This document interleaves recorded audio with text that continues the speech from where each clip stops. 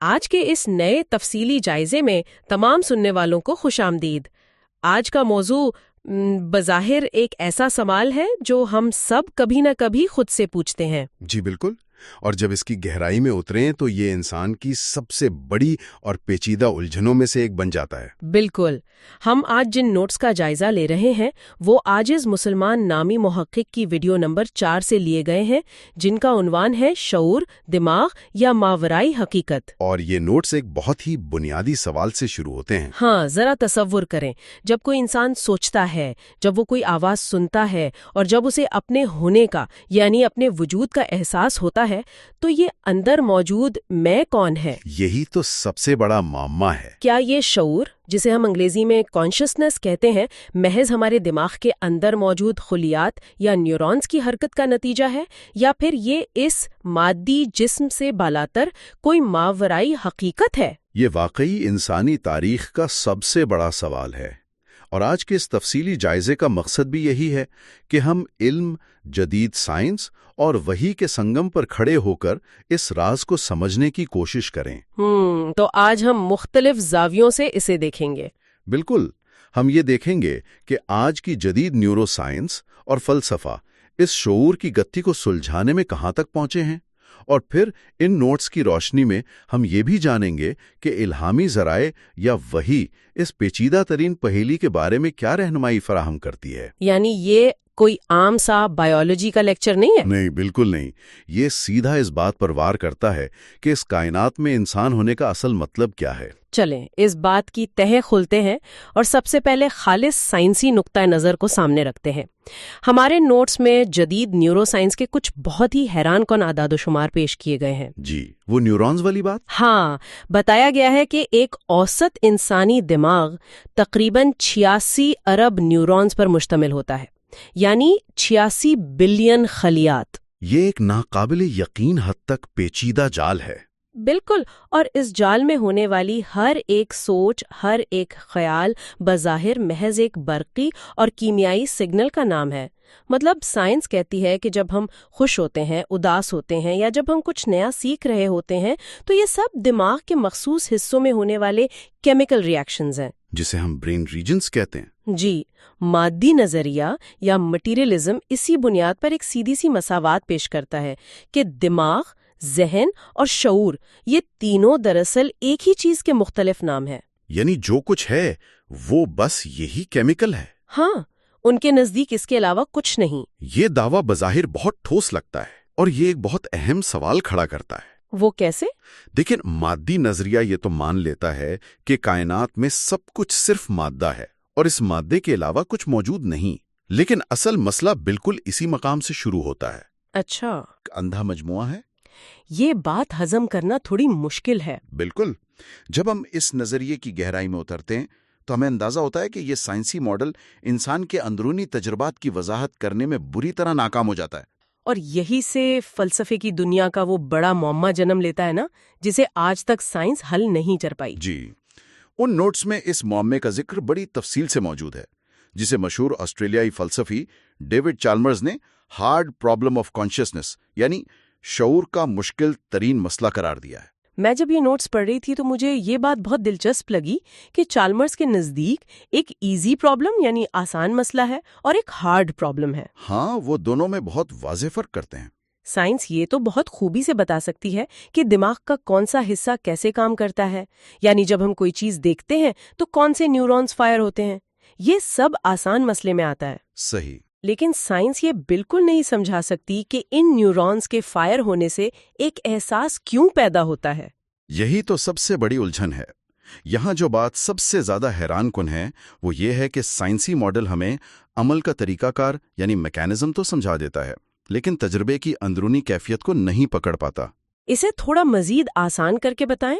اسے ایک عام فہم مثال سے سمجھتے ہیں۔ فرض کریں آپ کے سامنے ایک سرخ رنگ کا گلاب ہے۔ ٹھیک ہے۔ اب ایک جدید کمپیوٹر یا کیمرہ بھی اس سرخ رنگ کو پہچان سکتا ہے۔ وہ روشنی کی طول موج یعنی ویو لینتھ کو پروسیس کرے گا اور اسکرین پر سرخ رنگ دکھا دے گا۔ بالکل، کیمرے تو آج کل بہت ایڈوانس ہیں۔ لیکن کیا اس کیمرے کو سرخ رنگ کا احساس ہوتا ہے؟ ظاہر ہے نہیں، وہ تو بے جان ہے۔ بالکل، وہ صرف ڈیٹا پروسیس کر رہا ہے۔ دوسری طرف جب ایک انسان اس سرخ گلاب کو دیکھتا ہے تو اس کے اندر سرخ رنگ کو محسوس کرنے کا ایک انفرادی تجربہ پیدا ہوتا ہے۔ ایک اندرونی کیفیت پیدا ہوتی ہے۔ جی، اس اندرونی کیفیت کو، اس خام احساس کو فلسفے کی زبان میں کوالیا کہا جاتا ہے۔ مادی سائنس کے پاس اس کوالیا کی، اس احساس کی کوئی تشریح نہیں ہے۔ یہ بات واقعی سوچنے پر مجبور کرتی ہے۔ یعنی اگر مجھے سوئی چبھتی ہے تو سائنس بتائے گی کہ میرے ہاتھ کے اعصاب نے ایک الیکٹرک سگنل دماغ کے سی فائبرز تک بھیجا۔ یہاں تک تو ایک پورا میکینیکل عمل ہے۔ ہاں، لیکن اس سگنل کا ایک شدید، چبھندار اور تکلیف دہ درد بن جانا، سائنس اس درد کے بننے کو نہیں ناپ سکتی۔ وہ صرف سگنل کو دیکھ سکتی ہے، درد کو نہیں۔ تو اگر ہم ایک لمحے کے لیے یہ مان بھی لیں کہ سائنسدان سچ کہہ رہے ہیں اور یہ سب صرف نیورونز کا کھیل ہے، تو پھر اس کے اثرات کیا ہوں گے؟ بہت بھیانک اثرات ہوں گے۔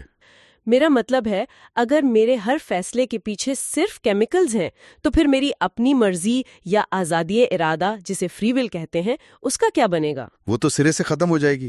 جیسے آج صبح میں نے چائے کی جگہ کافی پینے کا فیصلہ کیا، کیا وہ بھی محض ایک کیمیکل مساوات تھی جو میرے دماغ میں خود بخود حل ہو گئے؟ اگر ہم مادی نظریے کو اس کی آخری حد تک لے کر جائیں تو جواب ہے ہاں، ان کے نزدیک انسان کی کوئی آزاد مرضی نہیں ہے۔ یہ تو بڑی عجیب بات ہے۔ اور اگر ہم اسے بڑی تصویر کے ساتھ جوڑ کر دیکھیں تو یہ بات بہت خوفناک ہو جاتی ہے۔ وہ کیسے؟ اگر انسان واقعی محض ایک حیاتیاتی مشین ہے جو صرف کیمیکلز کے زیر اثر کام کر رہی ہے، تو پھر اخلاقی ذمہ داری نام کی کوئی چیز باقی نہیں رہتی۔ اچھا، یعنی کوئی کسی چیز کا ذمہ دار نہیں۔ ذرا ایک لمحے کے لیے کسی عدالت کا تصور کریں۔ ایک مجرم کٹہرے میں کھڑا ہے۔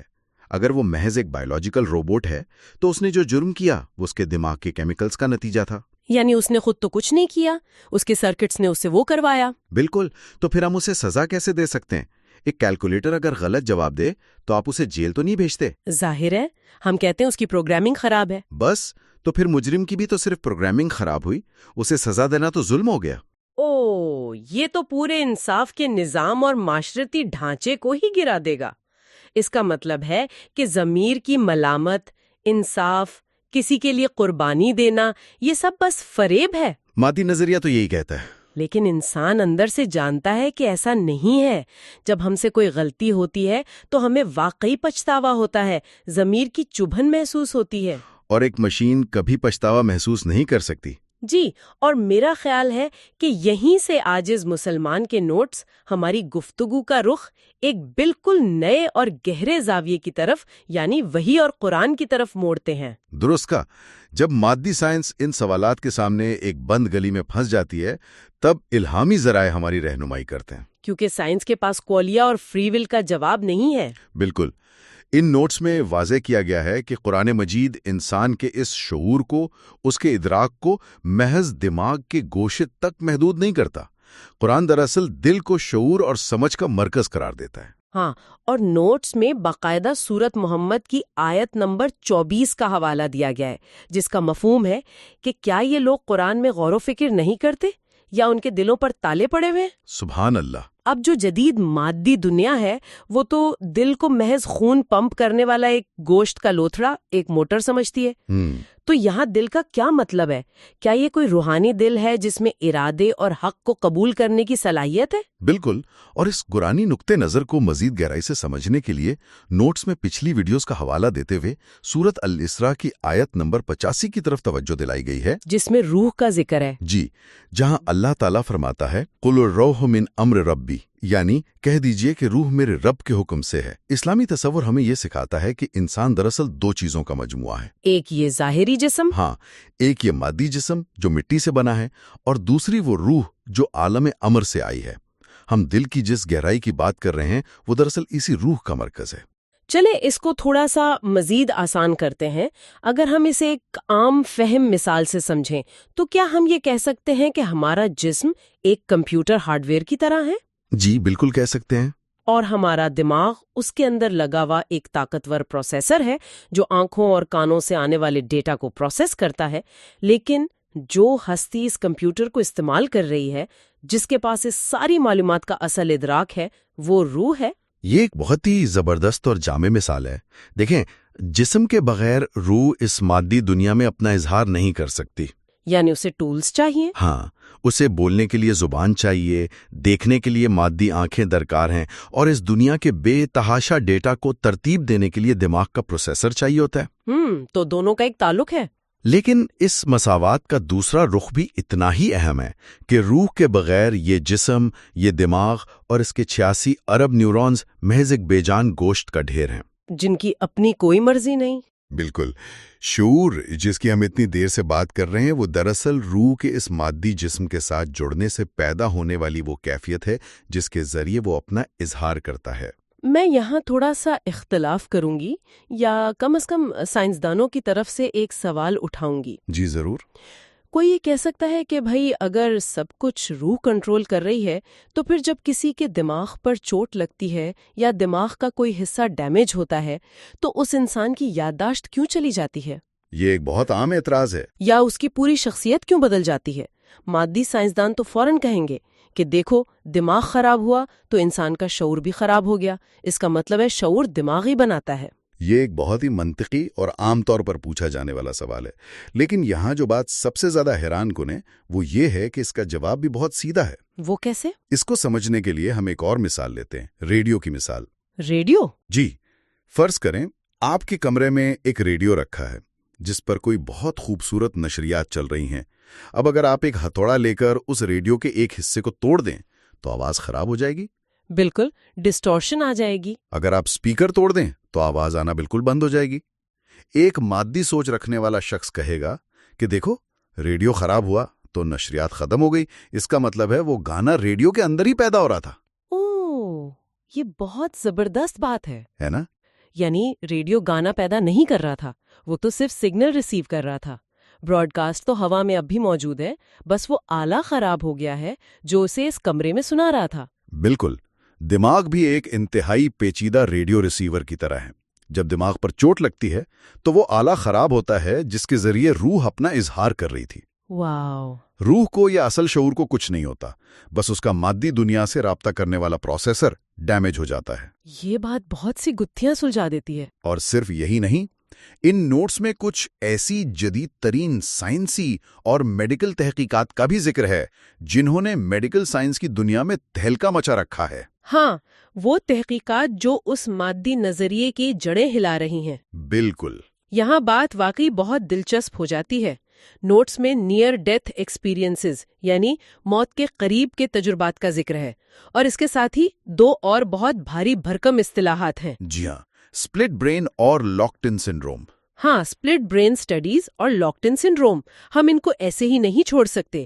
چلیں اس بات کی تہہ کھولتے ہیں کہ یہ سب ہے کیا. لاکڈ ان سنڈروم کیا ہوتا ہے؟ Locked in syndrome medical science کی ایک انتہائی پیچیدہ کیفیت ہے.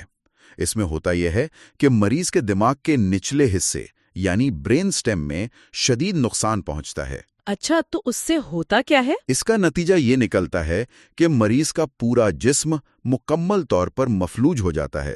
وہ نہ ہاتھ ہلا سکتا ہے، نہ بول سکتا ہے، نہ چہرے کے تاثرات بدل سکتا ہے. تو کیا وہ کوما میں چلا جاتا ہے؟ بظاہر وہ ایک زندہ لاش کی طرح بستر پر پڑا ہوتا ہے. اگر آپ اسے باہر سے دیکھیں تو ایسا لگتا ہے جیسے اندر کوئی موجود ہی نہیں ہے، لیکن حقیقت میں اس مفلوج جسم کے اندر اس کا شعور 100% بیدار ہوتا ہے. یعنی وہ سب سن اور سمجھ رہا ہوتا ہے؟ جی، اس کا ذہن مکمل طور پر کام کر رہا ہوتا ہے. فرانسیسی صحافی ژان ڈومینک بوبی اس کی ایک بہت مشہور مثال ہیں جنہیں سنڈروم ہوا. اور انہوں نے تو ایک کتاب بھی لکھی تھی نا؟ بالکل. انہوں نے صرف اپنی بائیں آنکھ پلک جھپک کر ایک پوری کتاب لکھ ڈالی.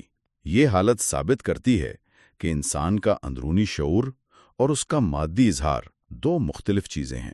یہ تو رونگٹے کھڑے کر دینے والی بات ہے کہ جسم کا ہر رابطہ کٹ چکا ہے لیکن اندر ایک پوری کائنات آباد ہے. جسم خاموش ہے پر شعور جاگ رہا ہے. اور جو سپلٹ برین سٹڈیز ہیں وہ کیا ہیں؟ سپلٹ برین سٹڈیز میں یہ ہوتا ہے کہ بعض شدید مرغی کے مریضوں کے علاج کے لیے سرجنز دماغ کے دائیں اور بائیں حصے کو جوڑنے والے پل کو کاٹ دیتے ہیں، جسے کارپس کیلوسم کہتے ہیں. جی بالکل.